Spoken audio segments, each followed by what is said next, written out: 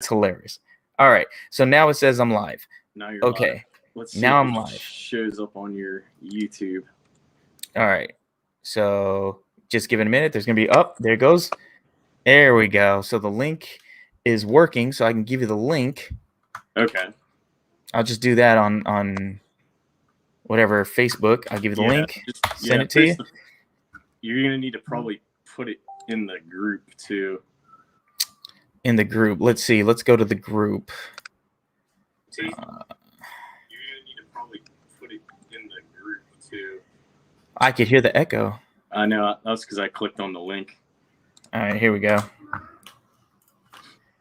And I'm gonna hit it up. I'm gonna say we are live.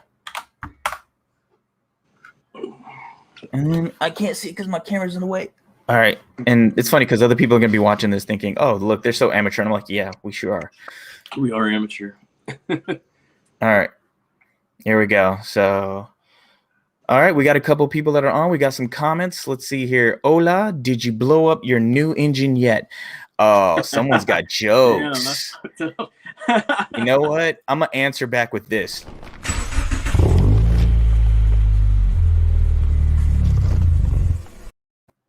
All right, it's Guzman's random review, and this is straight pipe, straight talk. And I've got my co-host David. How you doing, David? Good. How you doing? Doing great. So, yeah, so we kind of backyard put this together. not bad for a couple 40-year-old guys. Hey, we don't want to tell people your age. Hey, we don't look 40, so hey, it's good. I thought you were 19. I'm serious. I appreciate it. You know, with the way the world's going right now, you probably do look like a 19-year-old. I know. Stressing people out. Did you see the cryptocurrency drop today? Yeah, unfortunately. He's like, I got a lot more. Did you put some in and you got some more hairs? Is that what happened? Oh, I got some Doge. He's a Doge millionaire, but now he's broke. I'm not pretty much. Yeah. You know what? You're not the only one. Me, I was like, you know what? Let it ride. Take the whole thing away. I want to see zeros to the bucket. But now that I can't actually. It's gonna rebound. It is. It always does it around the April-May frame. I'm always nervous, but then I'm like, wait a minute, it does it every year. Yeah, but anyway, so I'm a drag it for a little bit, see if a little bit more people come in, and then we'll get started. But I do want to, since this will be recorded, be on the stream anyway. So if any of you guys need some parts, we got a guy that you can definitely check out because I like promoting some of our guys out there. Also, our Subi helpers out there where they have parts and everything. Check out cornfedperformance.com. And the entire month of May, which, by the way, is only like, a week and a half left? Yep. Yeah, this year's flying by. So for the entire month of May, whatever's left of it, use the promo code Guzman, and where it applies, where they can, he'll give you 10% off on whatever Subaru products that you need. And I'm not trying to be a commercial guy, but hey, cornfedperformance.com. He's got a new shop, a new website. Apparently, David said he's hooking himself up with a warehouse. So let's help out an American small business, and check out his website. You know, get something. Maybe you might need an intercooler. Maybe you might need a new motor like I did. Hit him up, see if he can apply a 10% discount with that Guzman code. There you go. So I'm going to leave that up there for a minute. And then I'll put up, of course, I've got to do a little self-promotion. Guzman's Random Review is just my YouTube channel. I got my photography page, guzman-multimedia.com/store. You want to support me in the channel, go ahead, get some merch, go to that store, and you can buy some of my car photography. I made some 24 by 36 posters of some of my car shots. Personally, I think they look awesome. You got to check them out for yourself. And that's that. And, David, go ahead and plug the Facebook group page for Subaru CVT WRX guys. All right, it's Tune Subaru CVT FAQ and community. Could you make it any longer? I know, right? I'm not lying. When I did my little Instagram promo, I sat there and I had the monitor up so I could read it as I was doing the video on my cell phone. I was like, how long is this title? It is long. I'm going to look one more time on our Facebook page. I see that we got maybe like 4 people watching, so that's good. That's you, me, Dupree, and how many others? All right, cool. So if anybody's out there, go ahead and put a comment. Say hi. We got one person out there. He already been watching because he's asking if I already blew up my motor yet. No, I have not blown up my motor. Thanks for pointing that out again. Actually, you know what? I'm gonna self-promote myself on my own Facebook. Here you go. Bam. Push that out there. Put a little post. Let people know. And there we go. All right. How's the weather over there in Nevada? It is hot. It is currently, let me see. Refresh this. It is currently 95 degrees. What up, Chris? 95 degrees. We hit 91 around noon here in Virginia, DC area. Yeah. So, yeah. That's pretty warm for you guys this early. Now, I'm not going to blow up my my transmission because I already got that swapped. And I got a video on that because everybody was asking about their CVT slippage. So I beat you there. What else you got now? Exactly. and I got a video to help you fix that if you do it. There you go. All right. So I think we can start moving forward. I think it's Sounds enough good. waiting. Yep. All right. So the topic of the day of this one of straight pipe is, do you even CVT, bro? No, let's be honest. So on our Facebook group page, we had a topic of what were the couple of things you wanted to talk about on straight pipe or episode 2, you know, and the community came up with what kind of power can CVTs actually handle? And the other one that, because we took the top 2, the other one was our OTSs, over-the-shelf tunes, maps, if you will, whatever, are they really safe? So these are the 2 topics we're going to go into. And side note, we had already had this discussion, and we saved you guys an hour and a half of help, because when I tried to record this on Skype/OBS, the sync was off, technology, and we said, F it, we're just going to do this live. And if it takes 2 hours, which it won't now that we've already had the 1.5 hour conversation, we'll be quick. Exactly. All right. So, Dave, take it away. All right. So the question that everyone wants to know, that you see over and over and over again, how much power can the WRX CVT make? And this kind of maybe can go for maybe like some of the other platforms like Forester or Crosstrek or whatever, just depending, but I'm going to speak just strictly on WRX. And before we get into these numbers, full disclaimer. Oh, yes. If you try to do this and you blow your car up or you blow your transmission up or your engine up, don't blame Jonathan, don't blame me. Like I said, these are just suggestions that we're putting out there. And it's going to be into like basically 3 different categories: green, yellow, and red. So I just want to get that out there first and foremost. These numbers are a compilation of different CVT tuners out there that deal with these cars on a daily basis, both with e-tuning and dyno tuning, and what they suggest that you don't go over. So in the Air Force, we call it foot stomp. All right. So I'm going to foot stomp it also. Yeah. That, we are wrench turners, home wrench turners, just like you. And this is our experience since we spent the money, and we're trying to give you guys some of our notes. Dave's got a little more expertise than I do, but at the same time, you know, if we're giving you advice, if you follow some of it, I'm pretty sure it's good, but you also got to remember it's your car. You know, if what we tell you kind of scares you, whatever, go to a mechanic and see what they say, or let them do it. Don't do it yourself, or ask a professional, you know, call up Subi Speed, Mach 5, Import Image Racing, call up IEG. I've called literally because of my channel and what I do call these guys up and I annoy them and I say, hey, is it true? And they'll either tell you yes or no. And let me tell you, actually, personally, the best person to call for me, and I'm not going to throw his name out there so everybody doesn't keep calling him though.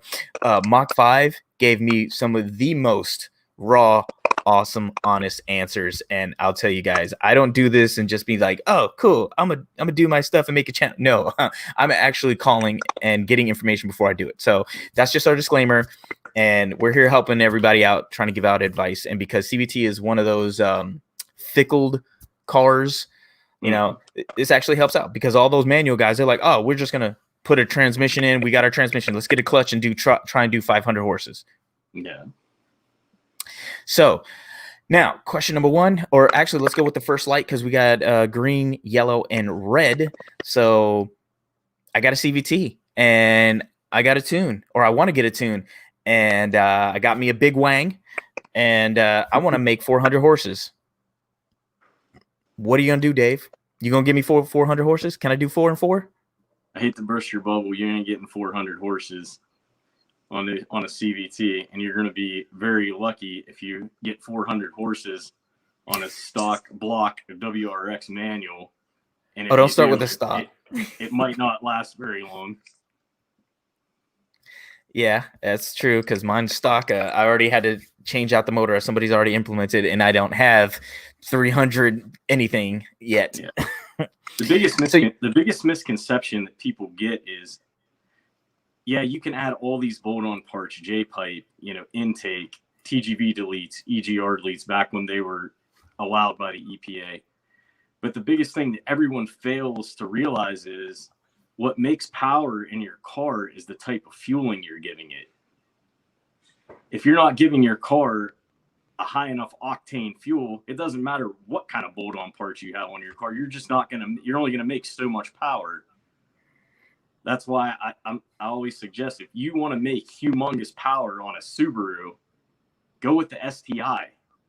It's gonna, it's already, it's got fuel injectors. You can run increased fueling and increased timing and stuff like that. But we'll get into that later. So yeah, let's say it right. So all right, so on the green light zone, all right, so I'm gonna switch it up here on this banner. I got this really cool little program here. Bam, green light. What is the green light zone for 2016 to what 2020 we got now? WRX 2021. What kind of horses do we want to get to be in the green zone for a WRX CVT? To be in the green zone, like a lot of these tuners say that you should stick around in, which is just good for the CVT in general, is 300 wheel horsepower, 300 foot-pounds of torque.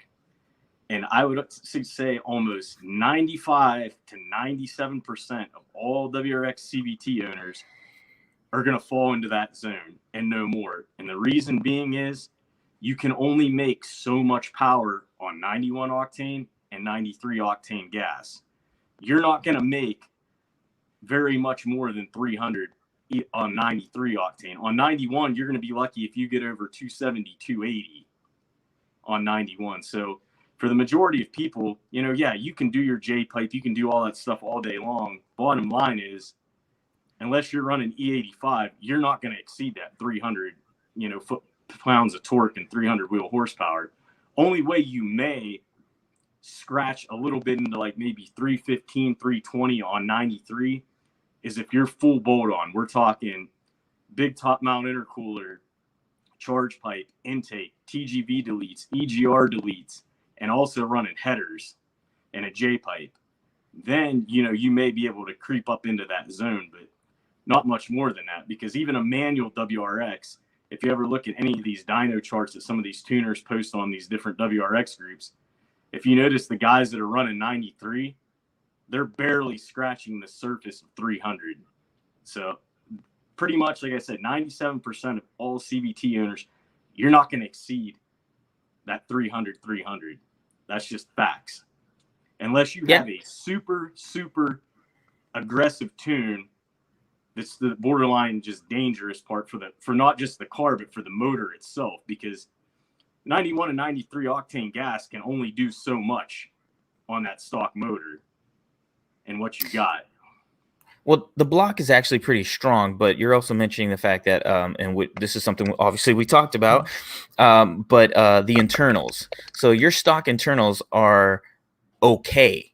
So I messed up a bearing because I had internal heat, but at the same time, now I have a short block, a stage 1 IAG short block, which is the same thing as your factory short block. The only difference is all my internals are forged aftermarket internal parts. So I got better bearings, pistons, the whole 9 yards, camshaft, the whole thing internally is just a more solid, better quality. So that IAG stage 1 can now handle about 550 horses, the short block. Doesn't mean I'm going to be able to do it, just means that my short block can handle it.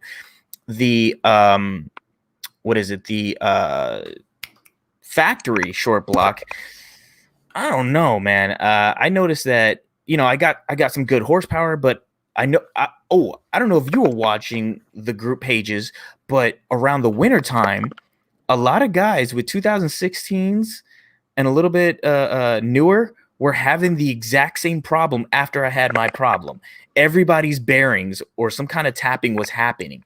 Like as soon as I posted my video and that I was doing my whole thing about replacing my motor and everything, other people were posting, hey, I got this tap, tap, tap noise. And they would play the video and it was the exact same sound and their bearings were out too. And this wasn't just one or two. This was like 5 different people were posting the same thing. And I'm like, that's some pretty weak internals. Yeah, and it's hard to tell what Subaru. You know, Subaru doesn't like to say when you get a new model year what they've upgraded. Just like, you know, like they don't really come out and openly advertise. If you have like a 2019 plus STI, you have the RA internals. That's stuff. Okay. That's something that's not. They don't really advertise. Like it's the same thing with our CVT.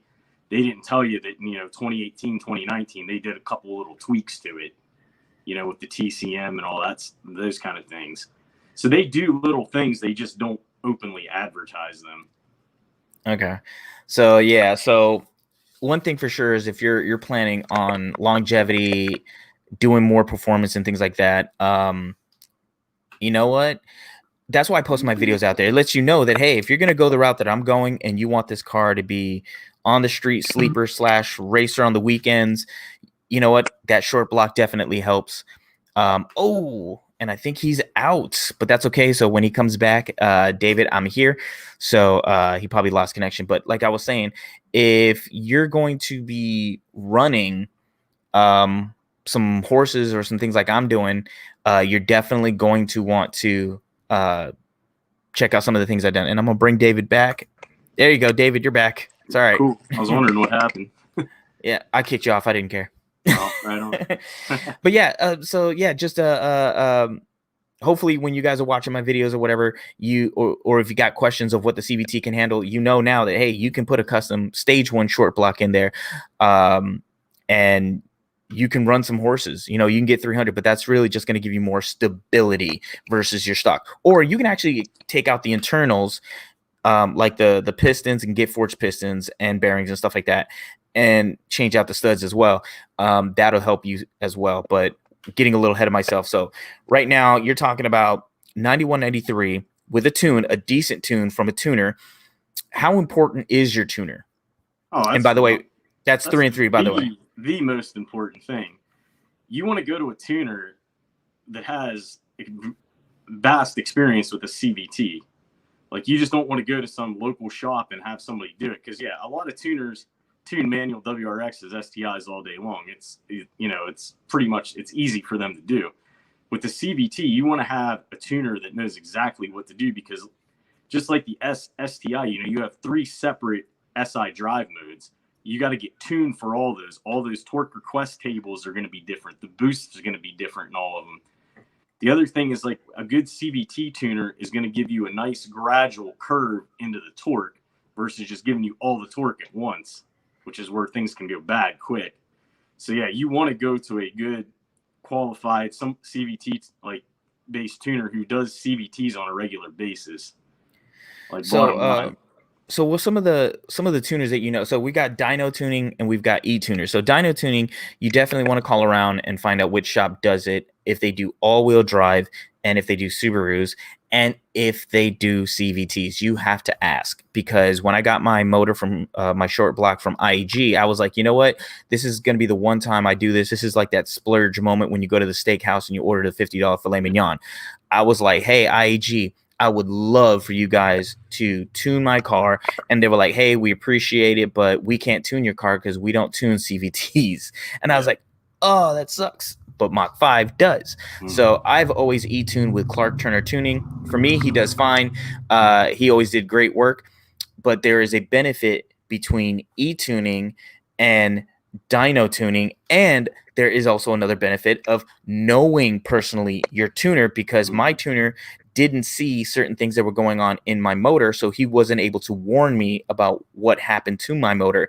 And Mach 5, when they tuned my new motor, they were like, hey, you're sucking in too hot of air or whatever, and they found out that the intercooler that I had, which I also made a video for, the intercooler that I had was basically hot boxing my internals or whatever, and that's why my bearing got smashed, because I was always overheating the internals. So not saying that it was my e-tuner fault, it was the fact that I've never saw any signs of it. And I bet you if I would have known that kind of thing to look out for, I would have told him, hey, can you also look at my internals while you're mapping my car? And he would have been able to say, hey man, this is kind of weird. So the benefit of doing a physical dyno is that you got the guys there in your car and they're looking at every single little thing. And as your car's running on the dyno, they can hear things, look at things, all the little indicators are there, and they can automatically say, hey, we can't do this, or we can do that. E-tuners, they got a reputation, a good one. You got Ambot, you got M-Tune, you got Clark Turner Tuning, and you probably know some others. And like for me, I always see Ambot posting all of his stuff. He has a good reputation. You email him, you purchase on his website. I haven't done it yet, or I haven't done it before, but apparently that guy really gets you a really good tune. Yeah, he's one of the good ones too. And with his type of thing that he does now, which is, we'll see how it works out long term, because with e-tuning, there's always something that comes up with somebody's car. But if you buy something from him now, what you can do is you can schedule a 2-hour block of time if you're just doing a basic pump gas tune. So as long as you got a laptop, a hotspot, he's gonna send you maps, and you're gonna log back and forth for a 2-hour time span. You'll be done in the same day, within 2 hours. Cool. That's actually really cool. I know with Clark Turner, I had to basically message him, email him, and then say, hey, Saturday, what do you think? And he'd meet up at a time, and then he'd be right there, and we'd go back and forth. So it was kind of like that. So who are you tuned by? I'm tuned by M-Tune, by Mike Atkins. He's another really good tuner. He takes his time. He's very meticulous with how he does things. And he also is like very, very crafty with how he does things. He's also got built-in formulas to see if your trans is slipping at all as well. He has like formulas built in. When you send him your logs, he can look and see if there's any kind of micro slip or anything as it goes. Very thorough, very good experience. I've had 3 tunes by him. They're all been great. Cool. So still staying on the topic for a second of green light. Green light is for the guy who's racing every weekend, right? Yeah, if I would say as long as you stay at 300, or even under that, which, like I said, the majority of people are going to be at that, because most people aren't going to have access to E85 or want to go through the hassle and mix in fuels. And the bottom line is you're not really going to exceed that 300 on a CVT or a manual. The only way you're going to do it on a manual is you have a built block like you have and a big turbo, and then you can make more power on 93. But for CVT purposes, yeah, I would say that the general mass of people are not going to exceed 300 wheel horsepower, 300 pounds of torque. It's just not going to happen on pump gas. And if you have 91 octane, I'm sorry, you're not going to hit 300. You may hit 280, but you're just not. 91 octane just does not make power, period, point blank. I don't care if you're a CVT. I don't care if you're a manual. I don't care if you're an STI. 91 octane fuel just plain downright sucks. And then add some snake oil for some octane boost. All right. Unless you want to pay like $12 a gallon and get tuned for like 100 octane race fuel. That's about the only way. Ooh, which we do have out here in Vegas at the pumps. Oh, really? It's $11.99 a gallon. Oh, so it's on sale. Jeez. All right, so let's move on to the yellow light. So, what's yellow light? Yellow light, and this is getting into the ethanol tunes.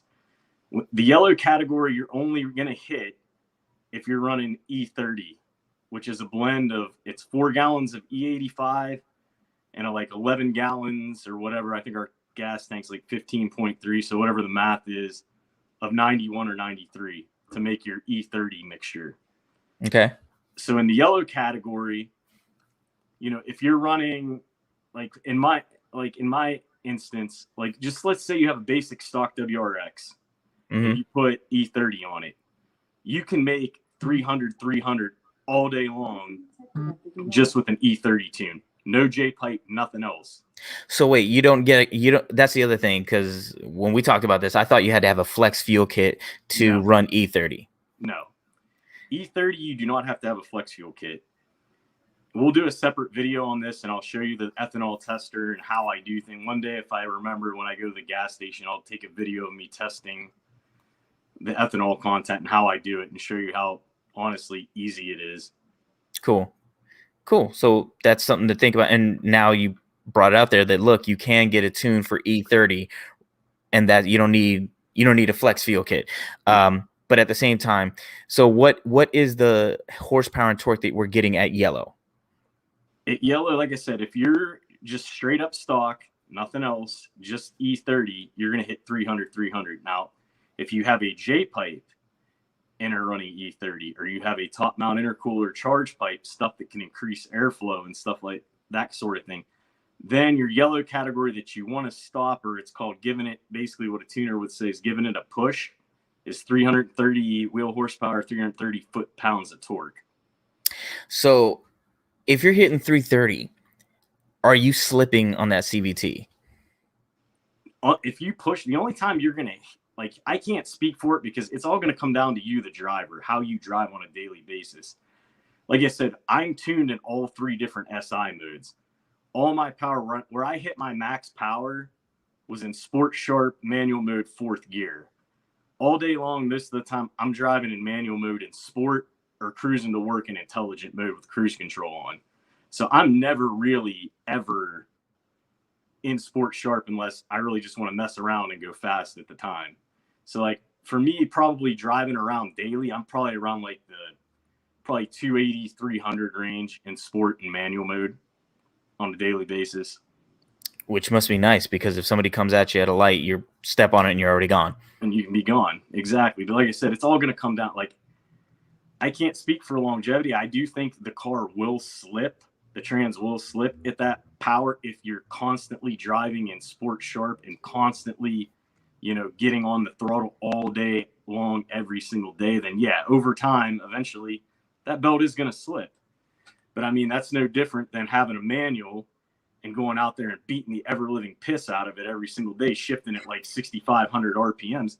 Eventually, that trans is going to go too, because contrary to belief, the WRX manual transmission is just as glass as our transmission is. But if you put an STI transmission, I hear is I hear it's pretty good. You can take that thing up to 1,000 horsepower, no problem. That thing is bulletproof. That's what I hear. That's exactly what I hear. It's a shame Subaru didn't do that for the WRX or even the CVT. My goodness. Put that trans that the Supra has in it.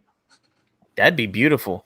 So we're in the yellow zone and we're talking 330, which I've never heard of, but you're also saying you have to have E30 to hit that 330. Yes. And again, you might hit that on 93 if you were completely full bolt on. Like, I'm talking headers, everything. You've done everything, every full bolt on mod you can possibly do, and you're running a pretty aggressive 93 tune, you might be able to graze that. Now, how you keep mentioning headers, because I have headers, or I don't have headers, I have stock. How much of a difference is it? Because the moment I put a high flow cat J pipe along with my charge pipe, intercooler, intake, I notice a difference. And everybody else that I've talked to, they're like, you're just going to hear a sound difference because I have everything else free flowed, that the headers aren't going to make much of a difference for me. They were like, yeah, you can put it on there if you want, but you're not really going to see a real power difference. Honestly, the reason people do headers back before the whole EPA ban was just so they can go external wastegate headers and hear that wastegate noise when they step on it. That's really the major reason why people go headers to begin with. Granted, you do get some power, a little bit of power out of them, but at the end of the day, people just want that extra noise. So at my level, I've pretty much freed up the exhaust pressure flow, all that stuff or whatever. So I'm good. And if anybody else is at that level, there you go. You already know. If you got an intercooler charge pipe and the same Master 3, the exhaust is the downpipe, J pipe, whatever is free flowing, whether you've gone straight or high flow cat. The headers are just a cherry on top, I guess. If you want to. They're a cherry on top if you want to do it. Like I said, it's more or less people did them, like I said, to run external wastegates for that extra noise that they make.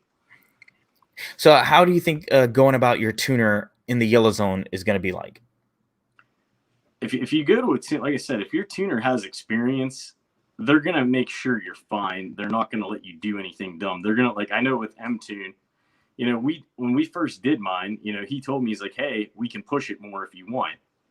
You know, he was straight up honest with me. He's the type of guy that's going to tell you, hey, you need to stop. This isn't going to be safe. Something's going to screw up. Like, he'll straight up tell you. So I was like, sure, let's go. And the only reason I was able to make the little bit of extra horsepower and torque that I did is because, you know, that upgraded top mount intercooler and charge pipe over the stock one. Yeah, a good intercooler. Let me tell you, the moment I took that fakey little, yeah, it made a big difference. Like, the car runs different. It's smoother, and it's like, I don't know if it's weaker or what, but I mean, I definitely am gone. Like, I'm doing 80 all the time, like nothing.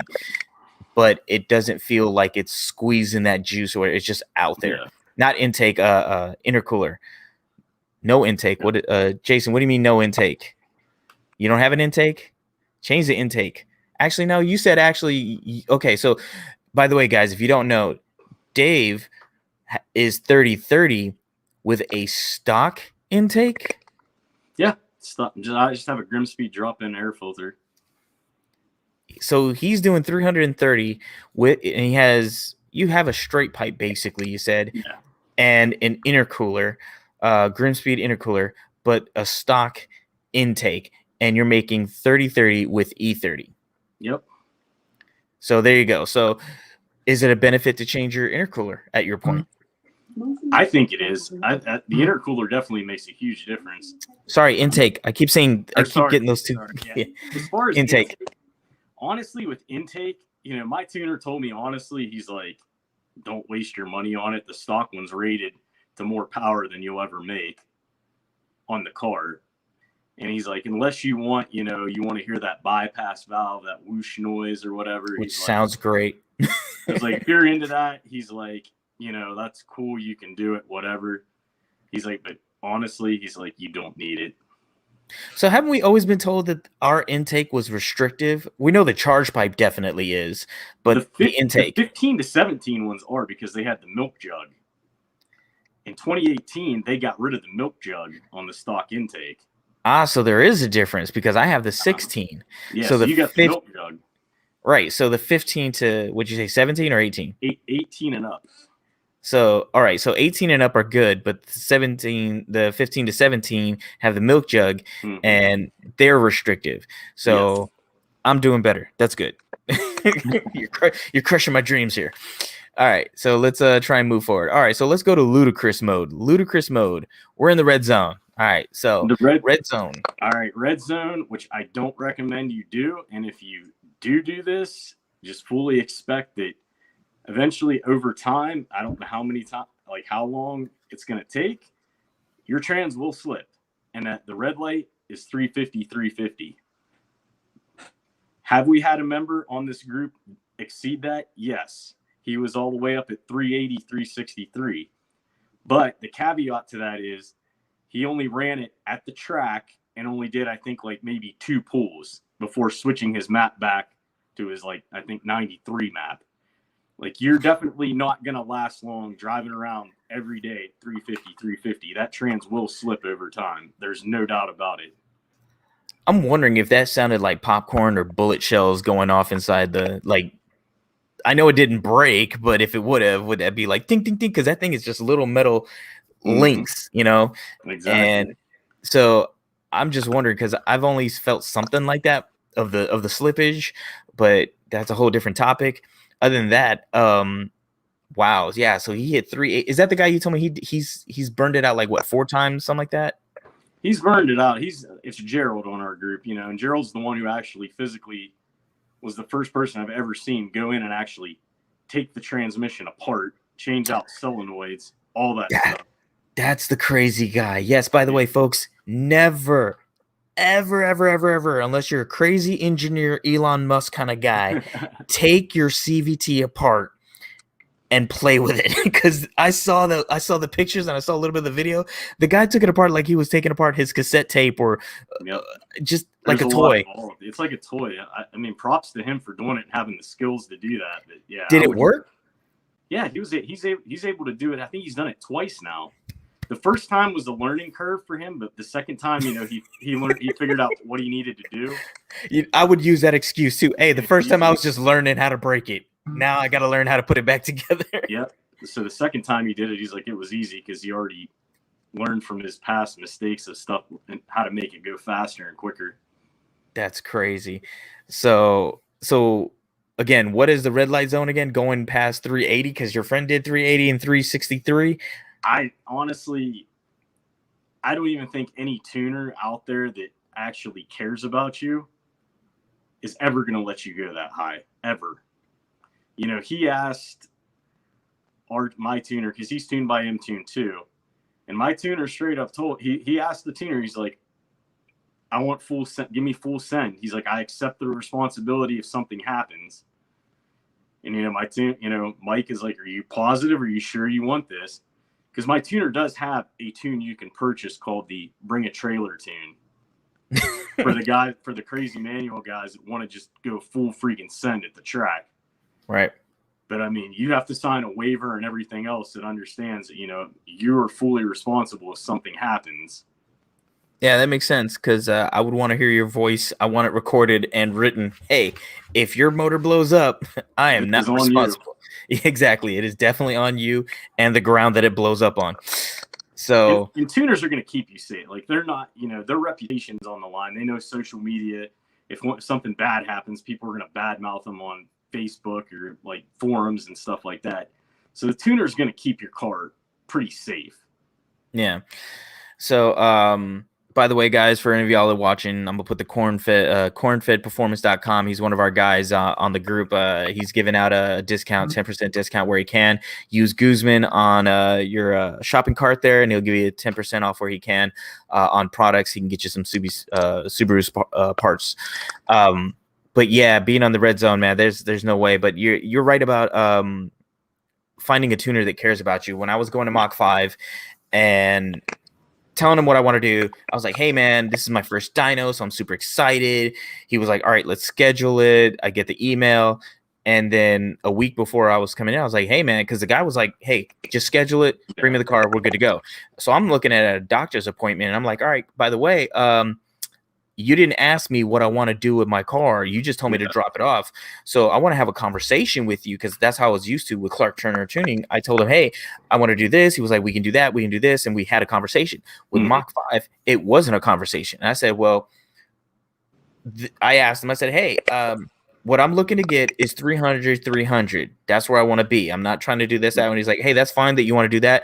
But I don't number search. I don't push for a number. What we do is we run your car to the max. Whatever your peak is, we hit what the car can peak. Once it peaks, we bring it down to a safe level that is manageable. And if that's what you get, that's what you get. So he was like, hey, if you get 3 and 3 manageable, we'll give you 3 and 3. If you get 350, obviously we'll talk to you and let you know, hey, your car can actually run 350. Do you want it? But at the same time, we're going to let you know where the safe zone. So when he sat down and explained it, or over the phone explained it to me, I actually looked at him sideways. I was like, wow, that's actually really smart. And it's actually a good thing. It's not him telling me, no, I'm only going to give you. No, he's telling you, hey, I want you to stay as a customer. I want you to come back to me. So I'm going to give you the safest tune and give you your horsepower, which is why when I did a video, I only got 230 because he didn't want to blow up the car. He's like, no, you're hotboxing the internals and you're only safely driving to 230 horses. It's more than what's stock. So I was like, all right, I'll come back when I fix my issues. So E-Tuning, let me tell you, the same way. What they do, like the only difference is depending on tuner, what they'll do is instead of like going for your peak right off the bat, what they'll do is once you get to the power portion of the tune at the very end, they'll start gradually increasing the power. They'll have you do pulls, make adjustments, send you another map, do another pull and make adjustments. They're gradually building you up there. And then again, like you said, some other e-tuners, will give you a ton of it right off the bat and then scale you back. But it's kind of the same basic process of how it works with e-tuning as well. So big advice there: get to know your tuners, and what the hell? Don't be an idiot and try and ask for 380 horses or whatever. Exactly. Just don't. And here's the manual thing, or the thing that people got to realize too with tuners and their businesses, unless you know your tuner, unless you guys are bros, your pal, you're good friends, they don't know you from the next person. They don't know how you drive the car on a daily basis or anything. So they're going to tune you to be safe. Because, you know, you always have that one friend or person or relative, you get in the car and you're like, what the hell? This person can't drive for shit. And that's how a tuner looks at it. They don't know how you drive on a daily basis. So they're not going to give you all this power and you go out there and blow things up right away. So that's something you just have to realize. I know one tuner who is very conservative unless you ask him to like give you a little bit more, and that's Mikey Body. Mikey tends to tune on the conservative side, and that's on purpose because, for one, Mikey doesn't know who you are, you know, your driving habits or anything like that. So he's not going to give you this crazy ass amount of power because he doesn't know how you're going to drive it every single day, and he doesn't want you to blow things up. And I mean, that's pretty much all tuners are like that. Unless you're telling them, hey, can you give me a little more? Can you give me a little more? You know, most likely that tuner is going to tell you, you know, hey, man, I don't recommend this. You shouldn't do this. Or they'll be like, okay, yeah, I can give you a little bit more. But like I said, like we talked about, at the end of the day, you, the driver, are the one that's going to make or break it ultimately with how you're driving the thing every single day and what you're doing. Right. So that's good. All right. So I guess it's time to move on to the next question. And our next question is, what's the deal with OTSs? So pretty much a lot of people were asking, you know, how safe is an OTS? Is it really reliable or realistic or whatever? And, you know, really the OTSs are there from Cobb. I don't know I mean, there are a couple of e-tuners that do OTSs, but I know from the Cobb standpoint, it's to match their equipment, their product, and to get you out on the road running. Because if you just buy an intake or just one of their intercoolers, they have a map that is almost like a base map. It's allowing you to run that product without jacking up your car. You need to get a personalized tune for your car because they'll get you there. They'll get you running. Mm-hmm. If you want to just run with the product without the car getting all herky-jerky or whatever, or maybe spitting out more gas than it should or whatever, there you go. You got an OTS and it's going to work fine. But if you really want to take advantage of it, like everybody else says, Dyno Tune, E-Tune, one of the two, pick whatever your wallet can handle and get it done. Yeah. The OTS tune, I mean, to put it plain and simple, Cobb has a facility in Texas. I think they're like around Austin or San Antonio, somewhere between there. What they basically do, they take in a 2015, 16, 17, 18, etc. car, put it on their dyno, and that's how they make their OTS tune for that model year. So their OTS tune is going to be based off whatever car that they had at their facility that they did the tune for. So yeah, it's going to be generic. It's just like, you know, it's going to be a little bit better than the stock tune for sure. It'll be more linear. It'll feel a lot better. But I mean, for the most part, you know, it's not going to make a ton of power. It's not going to do anything. I mean, if you stay stage 1 OTS, no intake or anything, can you drive it? Will it last you? Most likely. It's pretty safe. I mean, all he did is just tweak a little things off the factory tune to make things better. The downside and where people get all flustered about the OTS tune is like they see dam drop or they see fine knock. Here's the deal. Those Cobb OTS tunes are meant to do that. If you were to hook up an access port and just hook it up for like monitoring things, the stock tune has dam drop like crazy. It knocks like crazy. You'd be shocked at how much timing and stuff it pulls just on the factory tune by itself.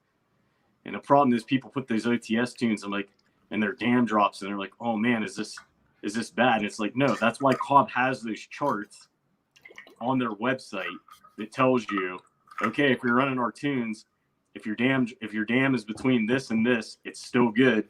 If you're getting this much knock, it's still fine. But those charts are only really applicable to their OTS tunes.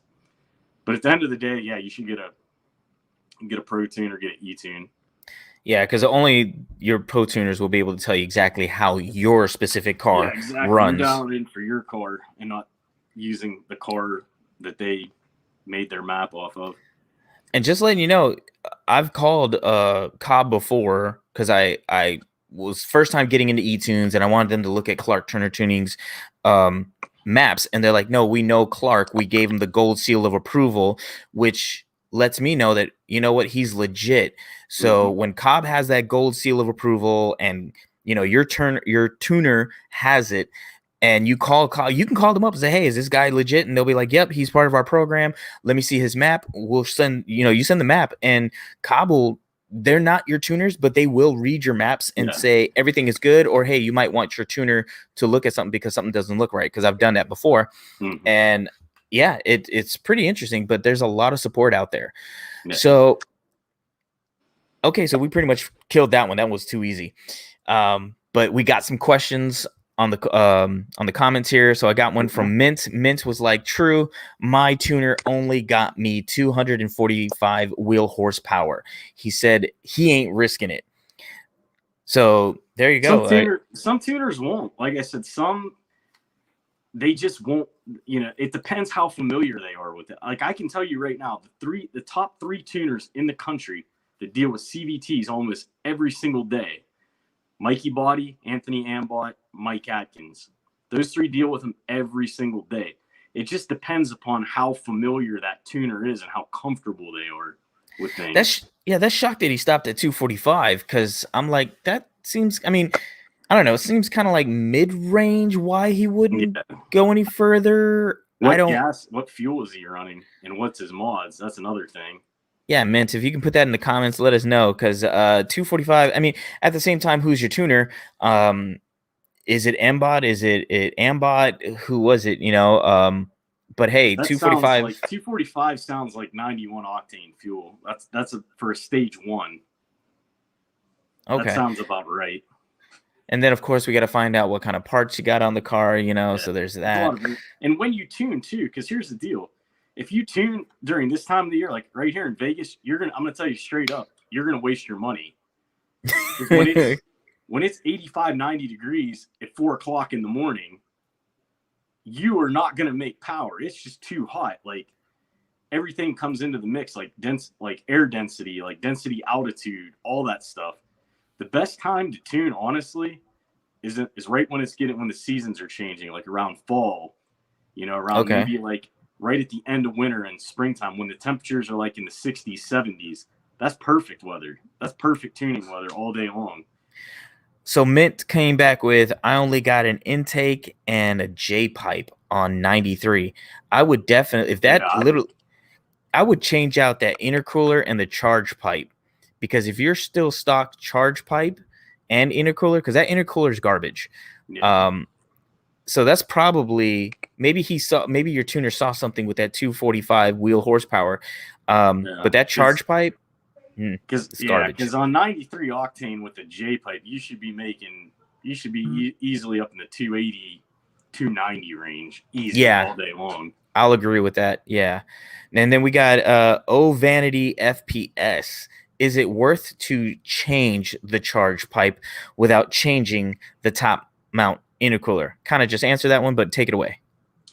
I mean, it's going to help. I mean, honestly, the stock charge pipe, I mean, it's plastic. It's got some restrictions in it. You put an aftermarket charge pipe, it's gonna give you more cold air and whatever directed to your intercooler. But I mean, I would still, there's no point if you're gonna do a charge pipe, you might as well do the intercooler at the same time. So to be honest, even though I put a crappy one in there, so from the factory intercooler, you've got plastic parts on the end, and then you've got this crack. Yeah, exactly, because I think what the center is aluminum, right, or some cheap metal. Yeah, some cheap metal, and it's small. It's a small core. It clips on, or it's whatever, pinched onto the plastic. So I'm holding on to plastic while you're sucking in air. That's literally that thing. Yep. And the other thing I noticed is that the part that I had was all metal, steel, aluminum, whatever it is, hard steel, hard metal, right? But the person that I got it from said that it was the same size as your stock intercooler. So it was all metal instead of plastic, and same size as the stock one. And I burned my motor because it was not cooling properly. And I had high performance parts on it. So that tells you right there that the stock intercooler, or at least that told me, the stock intercooler, if I would have stayed with that, would have done the exact same thing, because now that I have J-pipe, intercooler, pushing more horses and everything, it can't keep up with cooling how it's supposed to. The moment I changed to a Grimspeed beast of an intercooler core, it's a beast. It is, oh my God. And installing that hood scoop and everything from the inside. Yeah, it directs that air perfectly too. It seals it. It's good stuff. World of difference. I know on Aaron's site on Cornfed, I think he used some of my pictures where I don't know if he did the comparison picture of when I took a side-by-side of the Grimspeed next to the stock one. But it's a huge difference in the size of that core. And there's I know when I did some research on it, there were two number one intercoolers. It was the Grimspeed and Unique or Unit or something, like the vertical one, the one that it sits straight up in. Verticooler. There you go. That thing was almost $1,000, and that's a beast. I saw how big that thing was. I was like, I was not about it. I don't know how much difference it is from the Grimspeed, but man, because the Grimspeed is big. Good. They're both good. The reason the Process West costs more money is it also comes with a charge pipe. I already got a charge pipe. Yeah, so that's why I was like, you're getting, and honestly, a lot of people end up swapping out that Process West charge pipe because I heard it's not the greatest in the world and it's kind of a pain in the ass. But that's the reason why it's got the higher price tag, is like it comes with the charge pipe. Whereas with Grimspeed, you can buy the top mount by itself, you can buy the charge pipe by itself, or you can buy them together as a package deal. If you buy them as a package deal, it's going to be about the same price. That brings up another topic. At that price, you might as well buy a front mount intercooler. Depends which one you're getting, though. Because here's the thing. If you're going to go front mount intercooler, I'm not going to sugarcoat it. Go either ETS, Grimspeed, or Cobb. Period, point blank. Don't mess with Turbo XS. Granted, the Perrin one isn't bad. Aaron has it. It works pretty good. But if you're going to invest the money in a front mount intercooler, ETS, Grimspeed, or Cobb. And I think Cobb is just rebranded ETS or one of those other companies. But I'm like, don't even mess around. Go with the good stuff. You're gonna pay money for it, but it's worth it. So since we were talking about the different levels of the CVT and what the power can handle, is there a difference in front mount, top mount? Because I've always debated it, and people agreed with me on my video that I said basically I want top mount for what I do and the horsepower that I have. Since we're not pushing 400 horses in any of the green, yellow, red zone, front or top mount intercooler, or does it matter? I mean, honestly, a front mount intercooler is obviously going to give you the most benefit just because the sheer size of the core, where it's located, stuff like that. For our car, for a CVT, honestly, for the amount of money it costs, and what the power you're can make, your limitations, honestly, it's just not worth, to me personally, it's not worth the money for that. Yeah, and that's pretty much the same conclusion I came to. All right, so I'm going to see our group page to see if anyone has asked any comments or has any questions on that one, because I know we posted our thing there. So I'm not seeing anything on our group page. We're not live there. We're live on YouTube. But just in case, I'm not seeing anything. And thanks for the couple of people that asked some questions, Mint and Vanity, Jason Guzman. You said no intake, E30. So hopefully we got your pretty much with all the information we got. That I hope we answered whatever questions you had. And run a CVT cooler if you're going to push power. Oh yes, it's what, I have one. It was I don't know, for some reason me and hoses and hose clamps and hydraulics. Don't ever tighten them. Oh my God, I hate the instructions on these hose clamps. Tighten it enough. What's enough? I'm used to pounds per torque or when it stops moving, but they're like, yeah, when it cuts, that's when you know you went too far. That doesn't work for me. But yeah, when it's snug. I don't know. After installing the AOS, the IAG air oil separator this weekend, that if anybody ever asks me to help them install one, I'm saying no, pay for it, get that paid for and done. And if anybody ever asks me to help them install a CVT cooler, I will do the same thing. I will tell them nope, pay somebody to get it done. Because oh my goodness, the smell of that CVT fluid is horrible. That enough right there is enough for me to go tell somebody else to install it. So that's that. So if there are no other objections, nobody else leaving us any questions, I'm gonna look one more time just in case. Nope, no questions. All right, so I think this is going to conclude our straight pipe straight talk here on Guzman's Random Review. Got that promo code there. Also, since that's been going on for a while, I'll put my little thing there. Put my Guzman-multimedia.com/store for any merch. David, as always, it's a pleasure. Give them our Facebook group page for any questions if they want to see, because we're going to put it out there. Hey, what video do you want to see next? What live chat of topic do you want to see, right? Yep, I'm going to do that. So we'll talk about E30 more, what's all involved in that. Because like I said, if you want to break that 300 plateau, E30 is what you're going to need. And I'm going to show you. And I'm going to show you what all is involved in that, because it may not be as convenient to some people as they'd like it to be. Nah, it's not that convenient. It's too far away for me to do it unless I'm going to the track, which is actually conveniently outside the track. There's a gas station there right at the front door of the track. Right. With that's E30. how Las Vegas Motor Speedway is. They have every kind of flavor of race fuel, E85, all that right there ready to go. Nice. All right, so check out Tuned Subaru CVT FAQ and community. Check out that page, search for it. All you got to do is press the invite button, and admin will get there and accept it or something. Yep. Yeah. All right, so it's been a pleasure. You guys take it easy. David, stay safe out there, and we'll see you on the next show. All right.